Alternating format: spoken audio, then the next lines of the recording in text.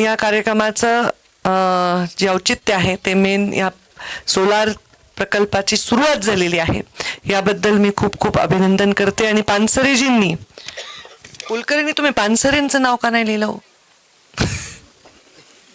असं कसं करता तुम्ही? तर पानसरेजींनी सांगितलं, हा म्हणजे मी तेच म्हणलं, कळणाऱ्याला कळलं. तर त्यांनी सांगितलं आज सगळ्यात जास्त ऊर्जा निर्माण झाली इथे, बरोबर आहे. 15,000 युनिट झाले, बरोबर, if I am not wrong. Generally average 12-13 हजाराचा असतो. आता कशी नाही होणार? तुम्ही धनंजय मुंडेंना बोलवले, पंकजा मुंडेंना बोलवलेलं आहे, हो, दोन पण इकडे आहेत. सगळं इकडे एकत्र करण्याचं सामर्थ्य कराडांमध्ये असल्यामुळे आणि पुन्हा वर सूर्याचा आपल्यावर कृपा आहे. पण हे काय चांगलं आहे का मला माहीत नाही, कारण सगळ्यात जास्त रेडिएशन बीड जिल्ह्यात आहेत. हे चांगलं म्हणायचं का काय म्हणायचं मला नाही माहिती. पण आता या सोलारच्या दृष्टीने, या प्रकल्पाच्या दृष्टीने हे चांगलं आहे, ऊर्जा निर्माण होते. पण लोकांच्या दृष्टीने हे चांगलं नाही आहे, ही काही खूप चांगली गोष्ट नाही आहे. पण आज जास्त इथे ऊर्जा निर्माण झाली आणि ऊर्जा ग्रीडला जोडली जाणार आहे आणि पर्यायाने ती नागरिकांना मिळणार आहे. मी शुभेच्छा देते कराड परिवाराला. आणि आम्हाला पुढचा कार्यक्रम आहे, खरं तर हा कार्यक्रम 5 वाजताचा होता, पण शालिताईंचा निरोप आला की 6 वाजता ऊन आहे आणि मग तिकडे किरण गीतेंचा कार्यक्रम आहे. मग मी धनुभाऊला कानात म्हणत होते सूर्याचा कार्यक्रम आणि किरण वाट बघतोय. तर तसंच झालं की किरण गीतेंचा कार्यक्रम असल्यामुळे तिकडे ते प्रतीक्षा करतात. आणि शालिनीताई पानसरेंनी आश्चर्य व्यक्त केलं की डॉक्टर असून त्या ह्या म्हणजे तुम्ही एकदा आमच्या सगळ्या डॉक्टरांना भेटा परळीच्या, ते डॉक्टर असून काय काय करतात हे तुम्हाला जेव्हा कळेल तर तुम्हाला अभिमान वाटेल. आमच्या उगाच बीड जिल्ह्यात असे खूप उद्योजक असलेली मानसिकता असणारे लोक आहेत. जसं त्यांचं हे प्रोफेशन नाही आहे तरी त्या करतायत, तसंच असतं. आता माझं जे व्यवसाय आहे त्याचा माझ्याशी काही दुरान्वयी संबंध नाही. मी मोठी डिस्टिलरी चालवते आणि अल्कोहोल बनवते, माझा सुगंधा सुद्धा संबंध नाही, पण मी अल्कोहोल बनवते.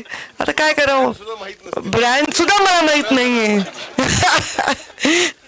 ब्रँड सुद्धा मला काही माहिती नाहीये, पण ते उद्योग मी चालवते. त्यामुळे कधी कधी आपण जे उद्योग करतो त्याचा जरुरी नाहीये कारण आपल्याशी त्याच्याशी संबंध असतो.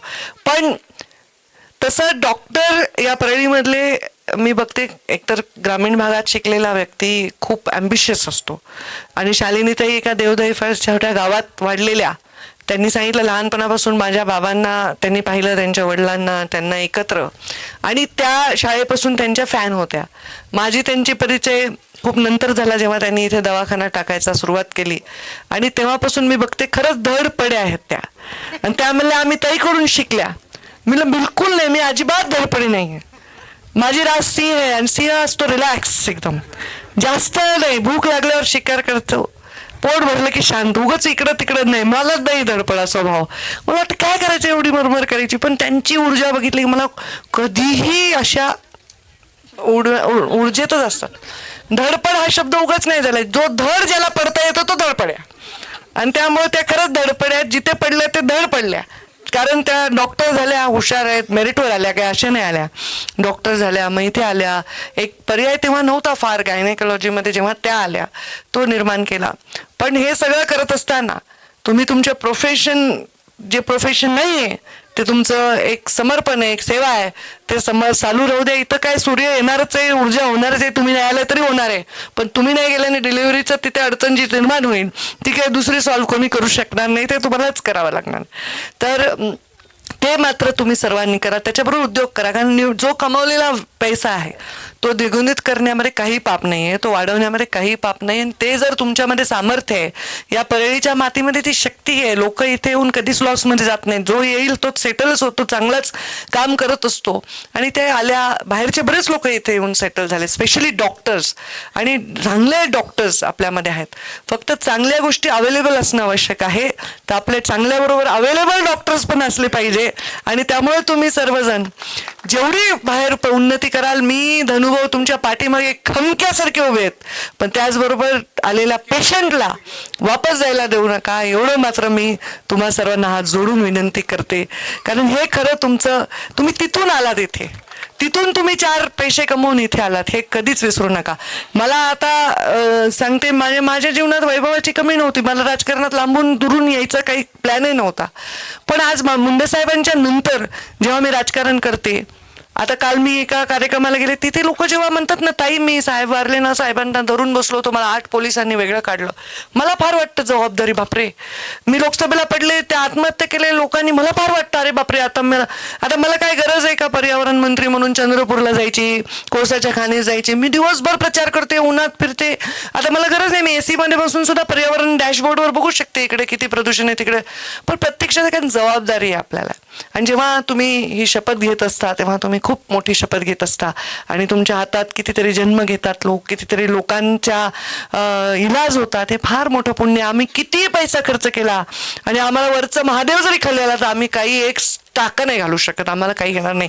तुमच्या हातात जादू आहे, देवाने तुम्हाला निवडलंय. हे प्रोफेशन, हे मला नाही वाटत की सहज, कारण याला बुद्धीच लागते ना. तुम्ही अभ्यास केल्याशिवाय पास होऊ शकत नाही, तुम्हाला ऍडमिशन मिळू शकत नाही. तुम्ही म्हणजे पहिले तर आपला बायोलॉजी ग्रुप होता, त्याला स्कोरिंग लागायचं, नंतर आता नीट एक्झाम झाल्या, तर हुशारच माणूस इथे जाऊ शकतो. आणि म्हणून त्याचं फार जाणं महत्त्वाचं आहे. आणि ते मी का सांगते, कारण मी जेव्हा आता पेशंट झाल्यावर मला डॉक्टरांची किंमत कळाली. तशी मला फार काही किंमत लागली नाही. धनुभाऊ म्हणले मला इंजेक्शन घ्यावं लागते, मला तर काही एक परळीच्या डॉक्टरचं एक इंजेक्शन पण मी घेतलेलं नाही. बरोबर आहे. आमच्या प्रीतमताई कधी कधी सलाईन घेतात, नाजूक आहेत त्या, त्यांना ऊन बिन लागला की सलाईन घेतात. धनुभाऊ तर घेतच राहतात सलाईन वगैरे, त्यांना फार आवड आहे इंजेक्शन, सलाईन. मी तर नेहमी म्हणते, अरे तुझ्या किती त्रास करून घेतो भाऊ. नाही, पण हे दोघं नाजूक आहेत जरा माझ्या मनाने, बहीण भाऊ माझे. आणि मला नजर लावू नका, पण मला इंजेक्शन काही लागलेलं नाही कधी. पण माझा इलाज जो कधी नाही झाला, तो माझ्या पर्यायच्याच डॉक्टरांनी केला. मला इतकं गळ्यात दुखत होतं, किती त्रास होत होता. म्हणजे शालीन मला चला बरं मी तुम्हाला ENTला दाखवून ते लातूरला सोमानी सरांकडे. त्यांनी नुसतं मला टच केलं. मुंबईचे बेस्ट डॉक्टर, म्हणजे सगळे सेलिब्रिटी जातात, अमुक जातात, तिकडे गेले मी. पण या डॉक्टरनी टच केलं. बघा माणसं, आमच्या मराठवाड्याचे लोक किती हुशार आहेत. नुसतं टच केलं म्हणजे सलायव्हरी ग्लँडमध्ये स्टोन येत आहे आणि ते इतका पेन होता, बापरे, मला सर्जरीला जावं लागलं. ते आल्या होत्या शालीनताई. मुंडे साहेबांचा इथे ऍक्सिडेंट झाला, साधा हाताचा फ्रॅक्चर होतो, मुंबईला गेले, जीवावरच बेतलं ना. प्री ऑपरेटिव्ह काहीच केलं नाही. धनुभाऊन मी होतो तेव्हा आम्ही ICU मध्ये बसायचो, ट्रॅक्युस्टमी केली, लिहित बसले. आणि तुम्ही असे पेशंट हाताळताना तुम्ही ग्रेट आहेत. भारतातले डॉक्टर, भारतातले ड्रायव्हर आणि खेड्यातले डॉक्टर काही हाताळू शकतात. म्हणजे त्यांना काही नसतं, लाईट नाही, टॉर्च मध्ये तुम्ही किती वेळा सर्जरी करता. हे तुमच्या हातामध्ये जी जादू आहे ना, ती कशातच नाही आहे. तर ती जादू कृपा करून जो रिटायरमेंटच्या एजपर्यंत ते करा. साईड बाय साईड हे चालू द्या.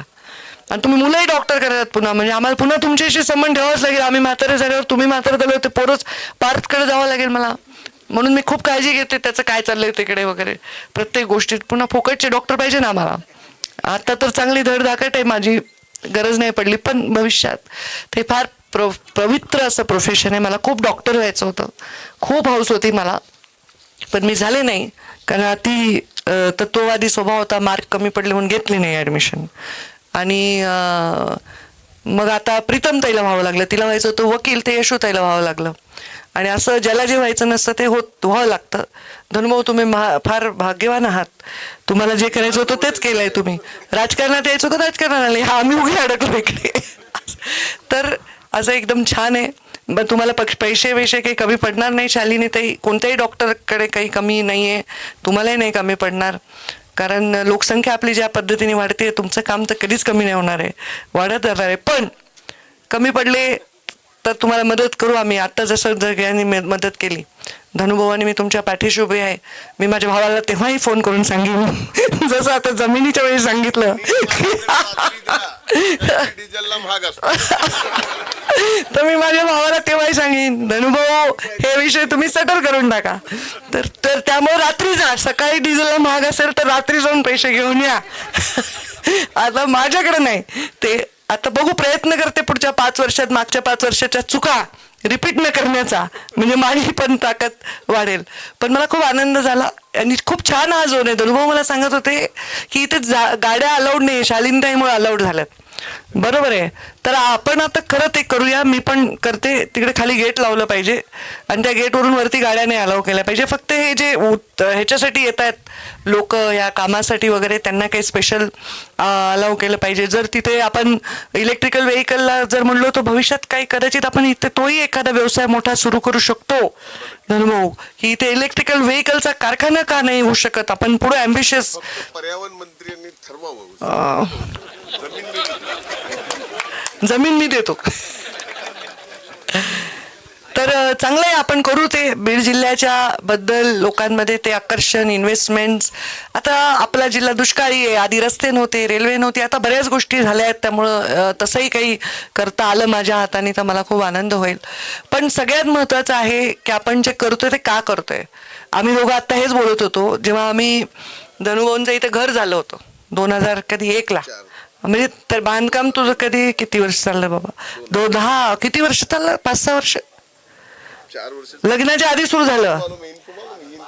लग्नाच्या आधी सुरू झालंय. 2004ला राहायला आले का? आम्ही ते बघायचो. इतकं सुंदर दिसायचं, हिरवागार परळी. आणि एवढ्या लाईट नव्हत्या परळीच्या. इकडचा भाग पूर्ण मोकळा होता. आता एवढे वस्ती झाली आहे. तो कनेरवाडीकडे जाताना इकडचा सगळा डोंगर पोखरलाय. धनुभाऊ म्हणे की रस्त्याला पर्याय नव्हता मुरुमासाठी, तो डोंगर पोखरायचाच होता. आता एवढे रस्ते करून करायचं काय, हाही आम्हाला प्रश्न पडाय की एवढे रस्ते करून काय आपण दिवे लावतो जगामध्ये. आपण एवढ्या व्यवस्था करतोय, गतिरोधक एवढे, बापरे बाप. मनके जास्त बेकार झाले. ते खड्ड्याचे रस्ते बरे म्हणायची वेळ आली. पण मी आता म्हणत होते पश्चिम महाराष्ट्रात मी कुठल्याही रस्त्यांवर प्रवास करते, गतिरोधक नसतात. कुठे मी आता विदर्भात गेले, मी by car Nagpur to Wardha to Chandrapur गेले, टू ताडोबापर्यंत गेले, कुठेही गतिरोधक नाही. फक्त आपल्या मराठवाड्यात काय हौस आहे की सगळीकडे टांग टांग टांग ते गतिरोधक लावूनच ठेवतात. मनक्याची वाट लागते खूप परिस्थिती. पण हे एवढी व्यवस्था आपण केल्याने आपण इथे आता नितीन कुठे गेला? नितीन ठाकणे, सॉरी बेटा, अंधार पडला रे. अंधार पडला तर आधी येतानाच आपण लावायला पाहिजे होतं झाड. ते माझ्या काही बिल्डर असोसिएशननी मला काही हजारो लाखो रोप दिले, ते मी काही पाठवले इकडे की इथे झाड लावा. ऑक्सिजन पार्क नावाने त्याला आम्ही सुरुवात करून दिली. तर आता मला त्यांनी म्हणले झाड लावायचं ना, आता झाला अंधार. मग आपण एक काम करू, 1 किंवा 2 जूनला इथं संध्याकाळी छान येऊ आणि एक कार्यक्रम वेगळाच करू. पण आता तुम्ही म्हणजे आम्ही सरकारनी आणि व्यवस्थेनी झाडं तोडले, डोंगर तोडले, रस्ते केले, एवढे मोठे मोठे रस्ते. पुढं काय? आता हे सोलार पॅनल तो सूर्यावरून निघालेली ऊर्जा पितो आणि तुम्हाला ऊर्जा देतो. पण आपल्या पोटात घालायला आपल्याला काय लागतं? ज्वारी लागते, गहू लागतो, बाजरी लागते. तर आणि नाकातून आत घ्यायला ऑक्सिजनच लागतो. कितीही जग पुढे गेलं, आता मी विचार करायला पर्यावरण मंत्री म्हणून की असा शोध लागावा की ते हात पुढं करावून सूर्याची ऊर्जा येऊन आपलं पोट भरावं, असं काहीतरी निघायला पाहिजे ना. नाही तर कसं होईल? जेवढी लोकसंख्या, जेवढं विकास आपण बघतो ना, आपल्याकडचा विकास हा पर्यावरणाला धरून नसल्यामुळे आपण बऱ्याच गोष्टी फेस करतोय.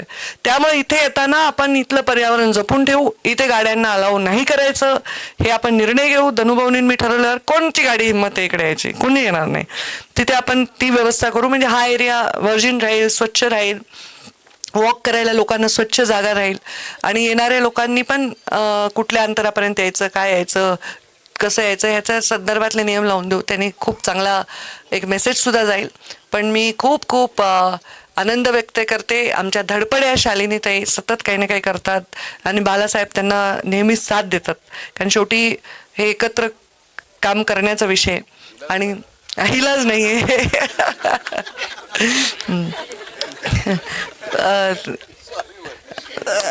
नाही असं असतं कधी कधी. मग ते बरोबर आहे, धडपडे व्यक्तीच्या पुढे इलाज नसतो काही.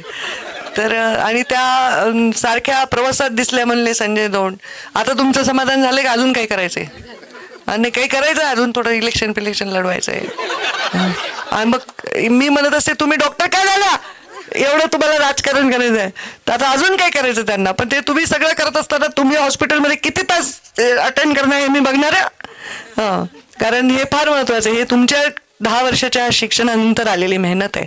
पण तुम्हाला ईश्वर करो, भरभराट हो, भरभरून तुम्हाला मिळो, सर्व डॉक्टर्सला भरभरून आशीर्वाद मिळो, भरभरून यश मिळो, कीर्ती मिळो, पैसा मिळो, सर्व मिळो आणि आपल्या परळीकडे एक हेल्थ हब म्हणून भविष्यात लोकांनी बघू.